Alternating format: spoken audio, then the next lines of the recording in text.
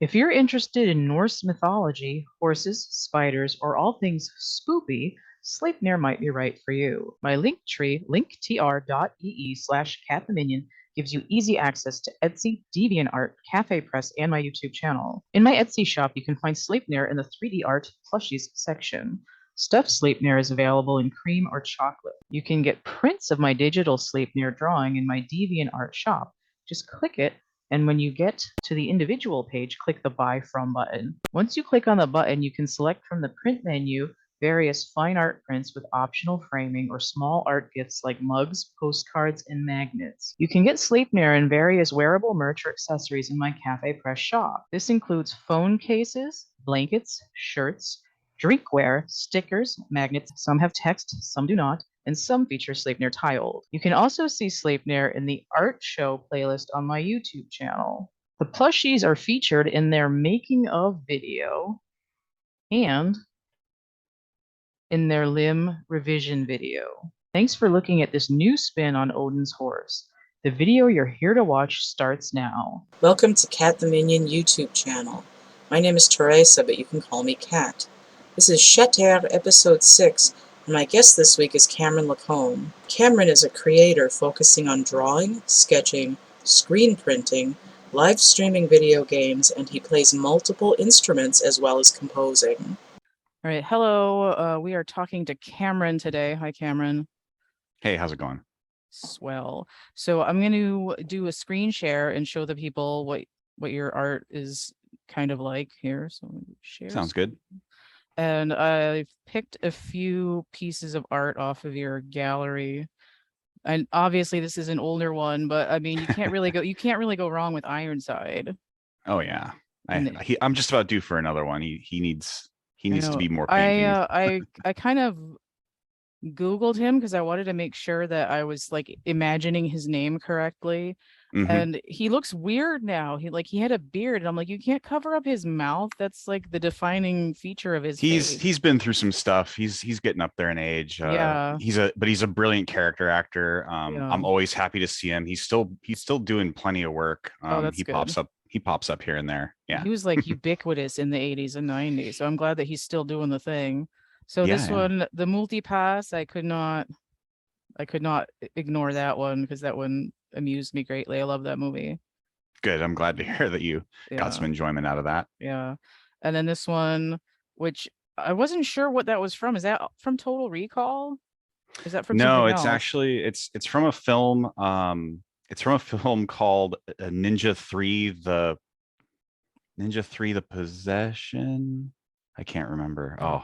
Well, I just really striking. Yeah. I like the depth because you got the green and red, but it was just like really like tactile. And I was like, I don't even care what's going on here. I like it.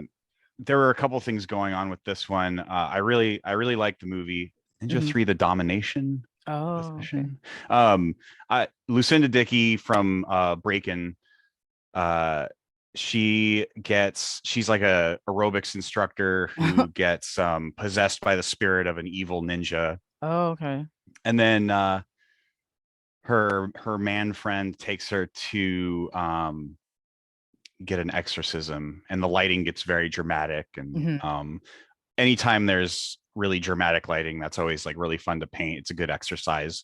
And also hair textures and fabric textures are kind of they called out to me during that scene, and I thought it would be a fun exercise. Yeah, I feel that usually when I get excited about how something looks and I have to draw it, it's usually like a fashion thing, but not always. Sometimes it's like this photo is like speaking to me and I must recreate it.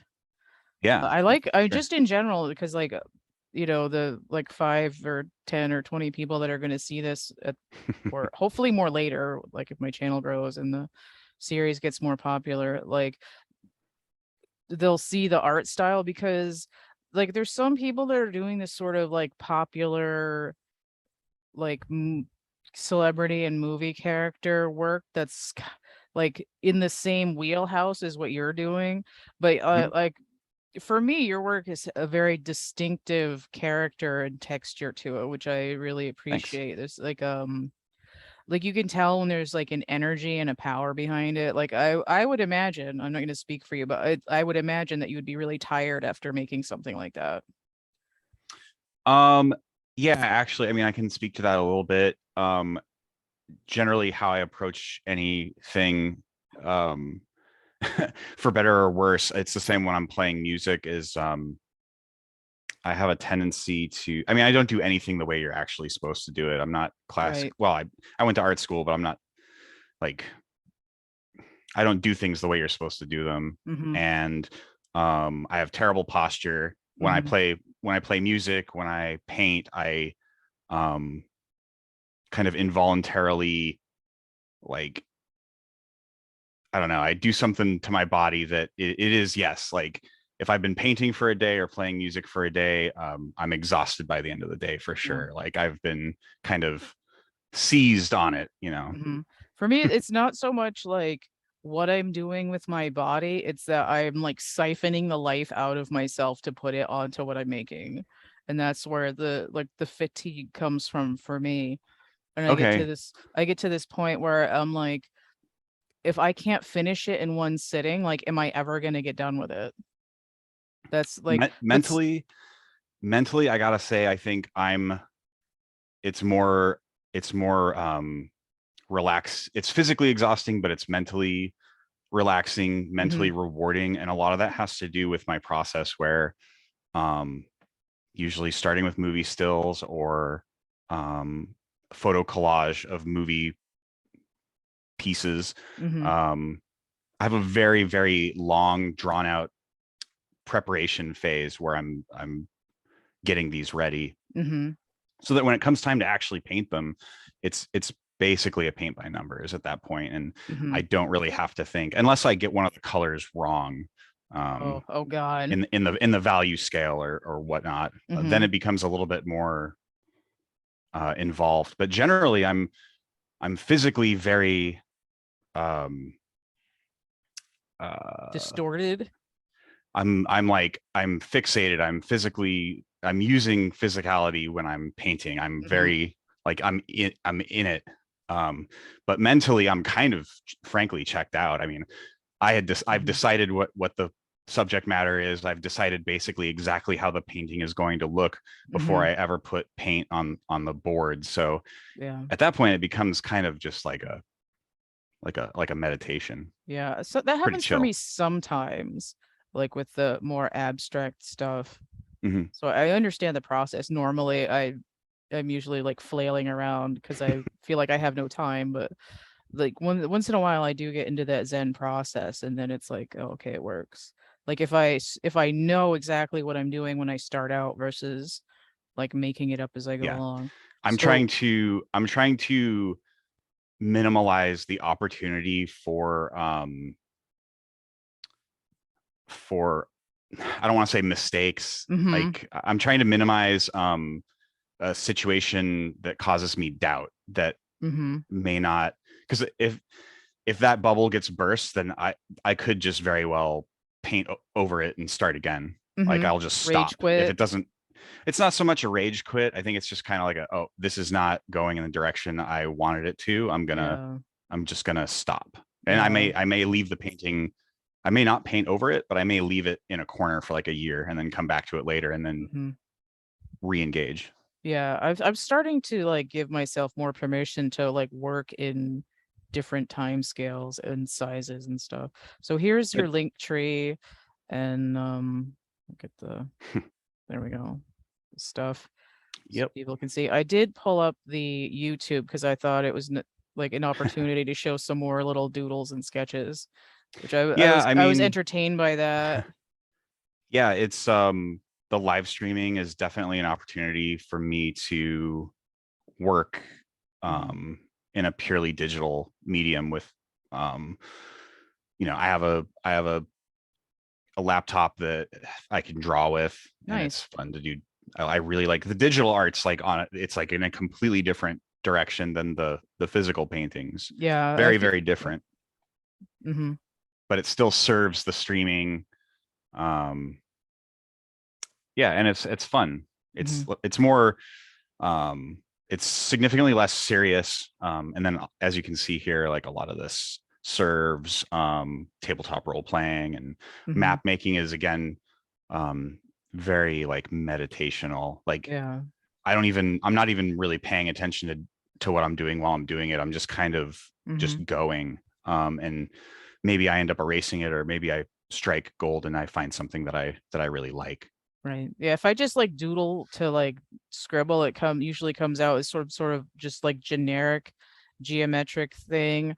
But I feel like maps is like a really good idea to just sort of create without having to like be judgmental of it. Yeah, for sure. I mean, I may have one or two parameters going in where like I know I want to do a small medieval village or something. Right.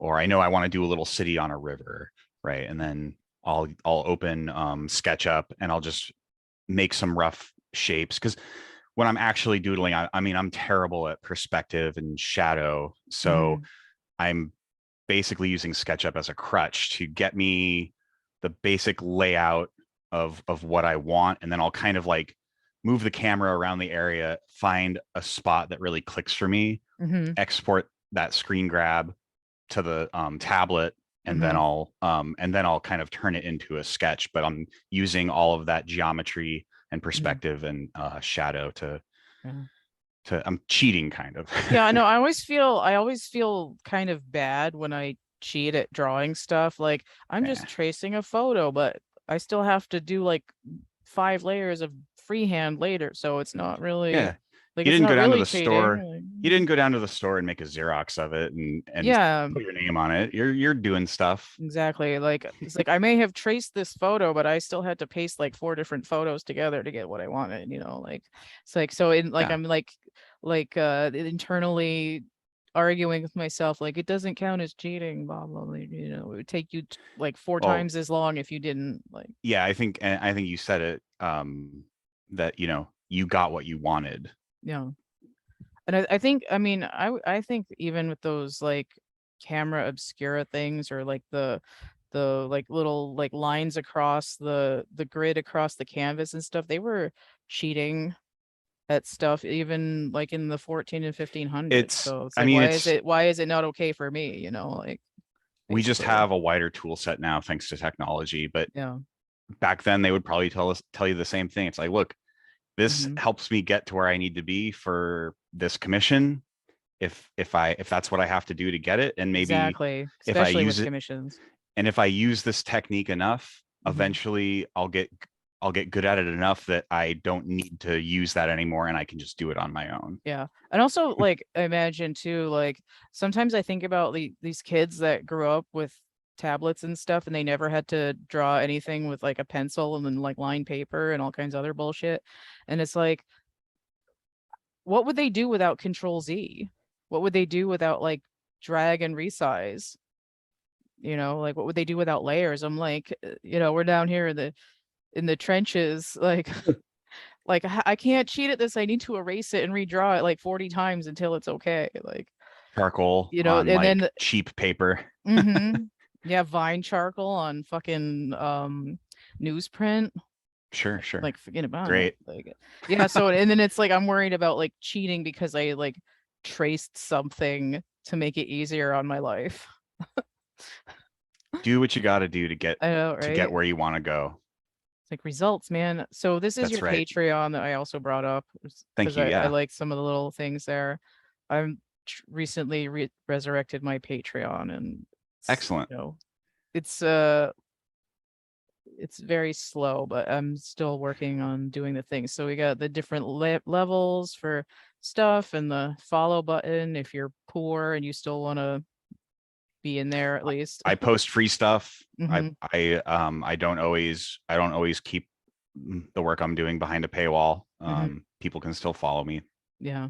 I didn't even realize there was a follow feature until I was looking up stuff this week and I was like damn, I'm giving like I'm a patron of like one thing right now because I can like that's all I can afford like at all. And I'm like, well, I'm just gonna follow everybody else I like until I have money and then I'm gonna start slipping Yeah. money to everybody else. do what you got to do. Yeah.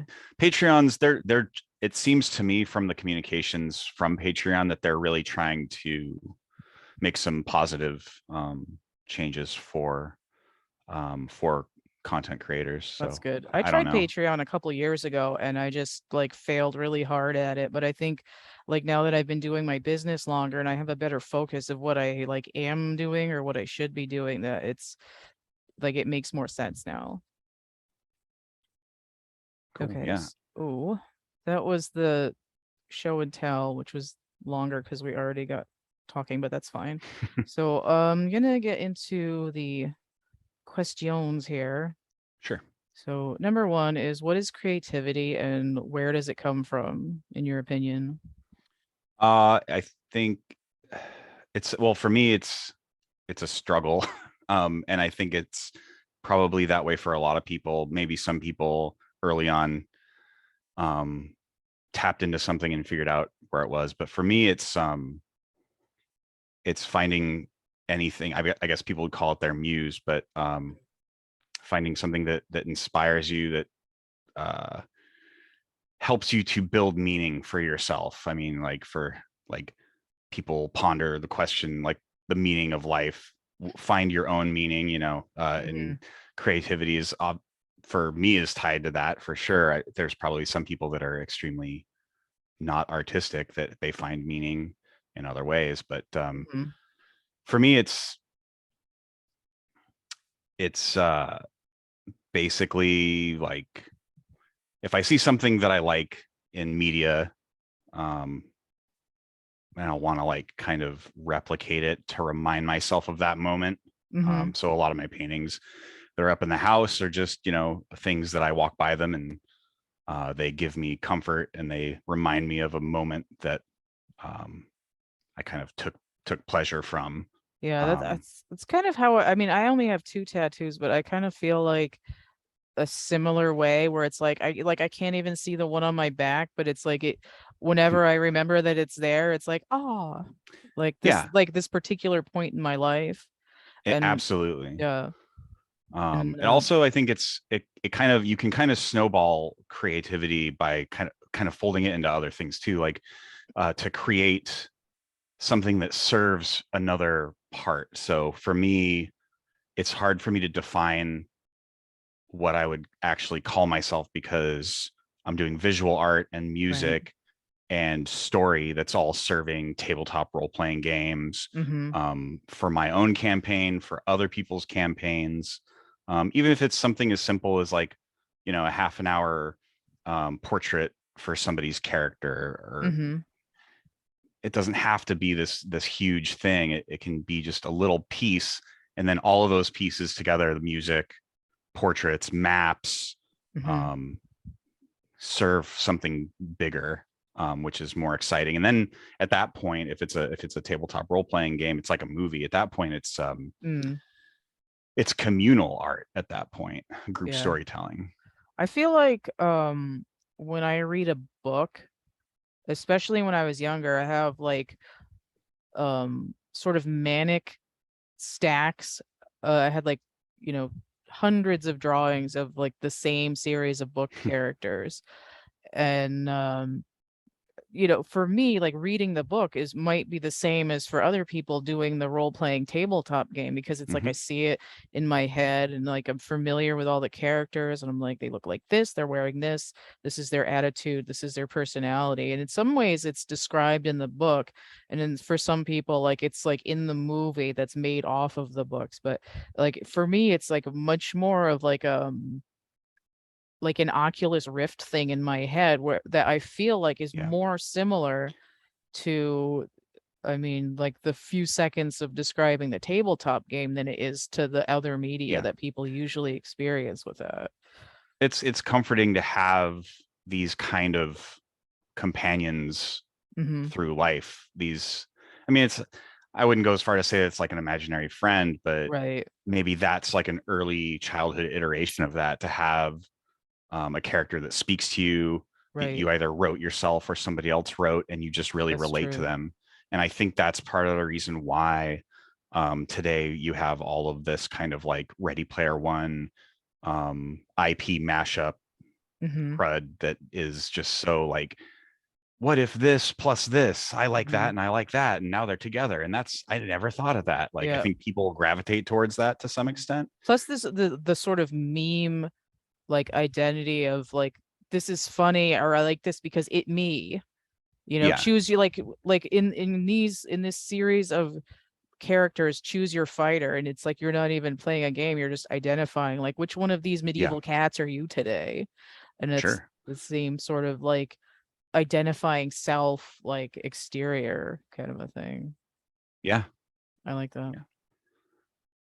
yeah. And okay, a lot of the time the second question kind of is the same answer as the first, but not always. So it's, what are you trying to express or accomplish with your art forms?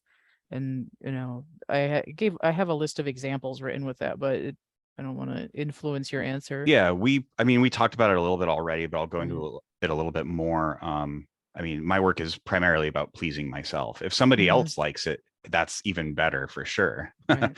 But, um, I, um, if there's a moment from a film or an actor that I really like that I think has a funny face or makes a Mhm. funny face in a movie, I want to try to paint that as an exercise.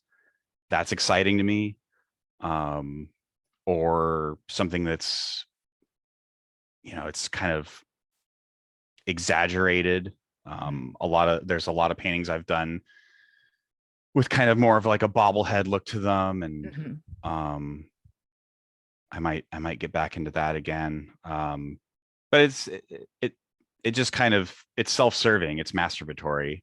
Um, but I think that's pretty common. And I think Yeah. that I can do all this stuff for myself, Mhm. but if I show my work publicly, which I do occasionally, and I will be doing again in October, then I get to kind of sit around and listen to people. Like, I want to know what people want to talk about when they look at my art, and Mhm. sometimes I'm surprised. Um, and I'm I'm fine with criticism as well. I mean, I went to art school. I have a thick skin. Right. If people want to like tear it apart a little bit, that's totally fine. That hasn't really happened. Um, but I get a lot of like, I just like to overhear interesting conversations between people trying to identify a moment, or who is that guy? I've seen that guy. Mhm. Um, I like that. I like it's kind of a way of reaching out and having a kind of weird bond with another person. I'm not the most social person, but Mhm. it's kind of a So weird little secret relationship that you can have with someone relating to a moment that's from true. something. I mean, you could sort of have like an emotive dialogue with someone without having to like talk about your feelings. Yeah. Like for me, like I don't know how to not create. It's like if I stop doing it, then I feel like there's something wrong with me. Hmm. Yeah. Like oh, I didn't, I used to make more things. Like why am I not making all these things? It's like, well, maybe because you're fucking busy, but it's like if I don't have the time to like make something like Hmm. several times a year, it's it's like a uh I don't know if it's like I don't know what I'm trying to describe, like an impulsive thing, like a OCD kind of a thing, but it's like, it's one of those like I have to, it's like um it's like I need to gut out this house or I'm going to go insane and I'll take you with me, that kind of a Yeah. thing. Well, I mean, I think another common experience with creative people is getting kind of, artistically constipated. Mm. If you can't get your ideas out. I mean, there have been times where I wake up at 3 a.m. and I jump out of bed and I grab my tablet and I have to like write down, I have to take notes Oh yeah. because something's like backed up in my head. And Yeah, I do that's, the thing where like, it's like I won't sleep for like happens. hours and hours because I'm like like imagining all the little parts and like, oh, I need to buy Yep. this and this and this, and like I have to do that and that. It's like Yeah, I'm supposed to it's be easy sleeping. God damn it! Like when it's something that you care about. It's very easy to let it kind of take over. yeah, And hyperfixation. if you're not getting the art out at a reasonable whatever you feel is a reasonable pace, then I think that can definitely happen. And I don't have an answer to solve that. Yeah. I think that's something that's very personal, and everyone has to figure Oh their way out of that one. yeah. One of the things too is like it's always frustrating if you don't have the supplies or you can't get them right now or you can't afford them, and it's like now I have to make it with these like crap ass fucking things, or I have to wait, or I have to like keep drawing thumbnails of it till I can finally do it. It's like Yeah. Now that I have the tablet, I don't encounter that quite as often, but there have definitely been times where I don't have the right board. I don't have the right size or shape board that I want for a particular piece, and that can be frustrating because I just want to have it exactly the way I want it. Yeah, there's some things about digital drawing that annoy me. Like it's like sometimes I have a hard time finding the color that I want. It's like too much choice or like too much like fiddling. That's definitely an issue, especially if you're going to be taking your digital art into the real world. Your colors don't translate. I've had it with because I photograph my own work and I have it printed.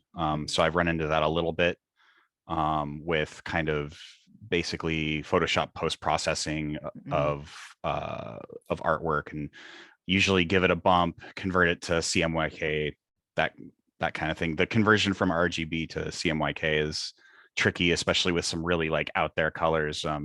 They'll get dulled during the printing process. So oh yeah, scans of neons and brights, fucking awful. I have to not a lot you can do about it. I have to edit the hell out of it to make it like, or print it and then paint over it. Yeah. All right. So the third question is, have you encountered the following and do you think it has a link to creativity? So I did change the question a little bit after I sent it to you, but it's basically the same. So That's okay. I have like the header question, and then I have the 3 sections. So paranormal, psychedelics, and neurodivergence. And that can be various things, like in terms of psychedelics, it could be drugs, smells, music, meditation. In terms of neurodivergence, it can be like ADHD, autism, synesthesia, or whatever else people have going on. And obviously the paranormal covers a whole hell of a lot of stuff. Yeah. I have had very limited exposure to anything unexplainable. I did see something once, but it was shortly after beginning a medication, which I am no longer on. I was on a very mild antidepressant for stomach issues. And I saw something and I was like, oh no, that's not real. And so I cut that out. And I did once see some unidentified flying objects from a rooftop bar in McMinnville, Oregon. But that is near an Air Force base. So I don't know what those things were that I saw, but I've never seen anything like it before in my life. But I'm sure there's a scientific explanation for that. Usually I'm sort of blasé. I'm like, what the hell is that? I'm like, it's probably a UFO. Like, hey, whatever. Yeah. It's just the ghost again. It's no big deal. Yeah, it's just the little gray aliens in Sasquatch doing a flyby. I'm like, it's routine, whatever. Like how word to your mother, Yeah. I think drugs and alcohol have a significant impact on artistic output, both positive and negative. Yeah. I used to paint on Adderall, but that got too sweaty, so I don't do that anymore. And I mean, I like absinthe. I like to drink absinthe. I don't think I've ever had absinthe. I've always wanted to try it though. It's like tequila but fun. I don't know. That's true. Yeah, I've had some experiences with tequila that I don't care to repeat, but I mean, I've heard if you get the like that whatever Azul stuff instead of like the cheapest garbage you can find, that it's a little bit better of an experience. Yeah, I don't drink tequila anymore, but definitely everyone that I know that still drinks is like, oh, you have to get the top shelf stuff, and I'm just like, you know what, I'm just not gonna bother. I don't. Yeah, the problem that I have with tequila is that it makes me drink copious amounts of other stuff with it, which Sure. then makes me puke, which then gives me a Yeah. hangover, which then makes me not want to have fun. I think if you're specifically turning to substances to have an artistic experience, Right. I would not recommend that. I think the art comes first, Yeah. and then maybe you can augment it with something. But generally, it's not great. I mean, when I'm doing visual art, I definitely listen to music. Oh yeah, me too, all the time. But I like to keep my wits about me. I stay pretty like on an even keel. When I'm writing music, that's a little bit different because that's like that process. I need nobody in the house. I need quiet. I need just me, because I'm going to be sitting there doing the same thing over and over and over and over again, trying to figure something out, and it would drive anyone crazy that's nearby. So Yeah. That's a little bit of a different process. And for that, I also recommend keeping a clear mind until you can. If you want to dip your toe into something later on, that's fine, but maybe work on getting to a good place first. Yeah, I don't remember like being on. I was gonna say, I don't remember being on like medication and doing art, but I think when I was recovering from my surgery and I had to take like Percocet or whatever, I had done a couple of pieces, but I mean, it was sort of like I had nothing to do because I was home for 3 weeks. Sure. Yeah, so it's hard to I say. mean, there's something to be said about psychedelics for sure. I don't really go there too much either, but Yeah, I don't I either. I mean, think my brain is already like functioning in that kind of like tripped out zone enough on its own that it's like, yeah, what the hell am I gonna do with like a tab of acid or like a bowl of weed or something? Like my brain is already like, you know, I would rather experience that. down I the would rabbit rather hole. experience my creative moments like a little more Yeah. sober. It's hard. Sometimes it's hard enough for me to put out stuff with a clear mind. I don't need Yeah. that. I mean, for me, like the only thing, like the most thing that I usually would be like tripped out on would be the sound itself. Like I'd put on Jimi Yeah, Hendrix. I'm like, he got high for me, so I don't have to. I'm gonna put this on. that's a good way to put it. Like, Yeah, I like to keep my wits about me, especially when I'm trying to learn something new or paint something that I haven't painted before. I want to be kind of focused on that and not kind of yeah. weird. For But me, yeah, I tend to make it harder for myself because I'm always like, well, I've done this already, so now I need to do something else. So it's like taking me like 5 or 6 years to finish this painting behind me because the last one I did before that was a flat 2 by 2 foot square. But that I'm does like, I appear to had be a to like, large painting. yeah, it's like 4 by 3 with a stuffed thing on it and like 100 tabs. Yeah, it's like it's three-dimensional. That's crazy. Yeah, Cool. so let me gonna tip it up here. I need to work on the face, but it's getting there. Oh, the king of pop. Yeah, I gotta do his hairline because it's got pushed back the last time I worked on his face. It's just Nice. you know, years of like, okay, I'm gonna finish it this month, and then I'll work on it for like an hour, and it's like this much of it done. I'm like, "Argh." Those big pieces, man, that's I tough. know. It's like if it was flat, it would have been done like 3 years ago. But like the second you like try to like push yourself out there and like expand, do more, bigger, like different, like volume, color, it's like, you know, you gotta get the work in there and it's crazy sauce. The way my mind works is, I have like a big canvas in the garage of 4 by 3, and um about 2 years ago, I just did like a red orange. I just did red orange all over it. And I just stare at it and I go, what am I going to put on here that's important enough to serve that size? I don't know. And it's like, stop letting your brain beat you up. Like, just do something, just make something, and if it doesn't work out, just paint over it, and Yeah. so it's over there. It's like 10 feet away, and I don't know. I haven't found the right thing for it yet. I don't know what I'm It's gonna like do. I think you sort of have to know what you want to do big first before you like have it. But on the other hand, if you don't have it, then like when you go to get it, it's gonna cost you an arm and a leg. Yeah. I think in this case, it was like a lot of my canvases are given to me, Nice. frankly. Yeah, I've gotten some free ones very too. lucky. They're over there in the corner. But yeah, it's don't sit there thinking about what you're gonna do with it. Just go, just do something with it. Maybe, I don't know. Yeah. So you might have to take like a cheap sidewalk chalk and start sketching on it. So that way you could just rub it right off. You could, yeah.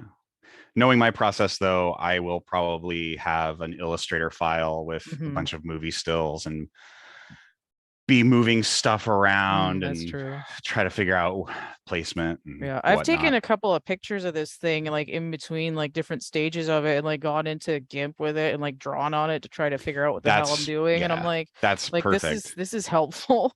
That works. Absolutely. Yeah, that's a really good method of kind of doing an intermediary kind of draft of something for sure. If you have that ability. Especially when I was sewing the like stuffy part onto it, it's like, what the hell am I even doing?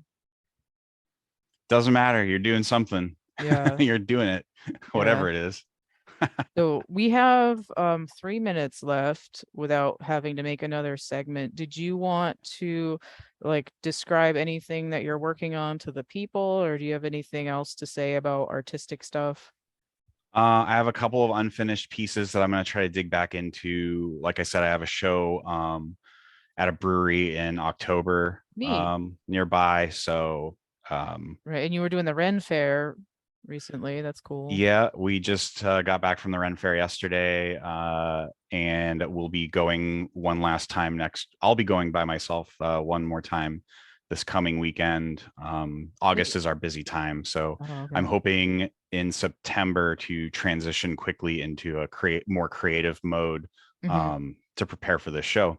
So we'll see what comes out of that. I think it's a little easier to like do artwork when you're not melting because it's like hot as balls out.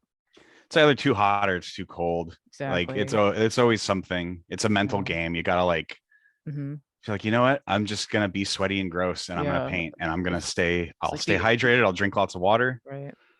Like the only time it's good is when everyone's quiet and it's dark out and the temperature is good between 10 o'clock and 3 o'clock in the morning. That's it. If you wait for everything to be perfect, you're never gonna get anything done. Exactly. You just gotta go. You gotta do it. Yep. Like that's my message to everybody about art is don't try to acknowledge when your brain is making excuses and ignore that voice and just do stuff anyway. Yeah, I find I like push myself through. I'm like, I'm gonna get this little friggin' card thing finished. I'm like, I'm gonna do a session. I gotta do these like 8 things on my computer, and you won't regret it. Yeah, you won't regret actually doing the art. Yeah, that's a good idea. I encourage people to do the art. I'm going to be doing some mental health break live streams where it's going to be like self-care stuff and little art projects and shit like that. So that's kind of in the same vein of like just sit there and do it for like a half an hour. Excellent. I will look forward to seeing those. Yeah. All right. So it's just about time to end here. So I'm going to say thank you for coming on. I enjoyed talking to you, and bye to the people. Thank you for the opportunity. Yeah, it's nice to talk to you. Bye. Bye.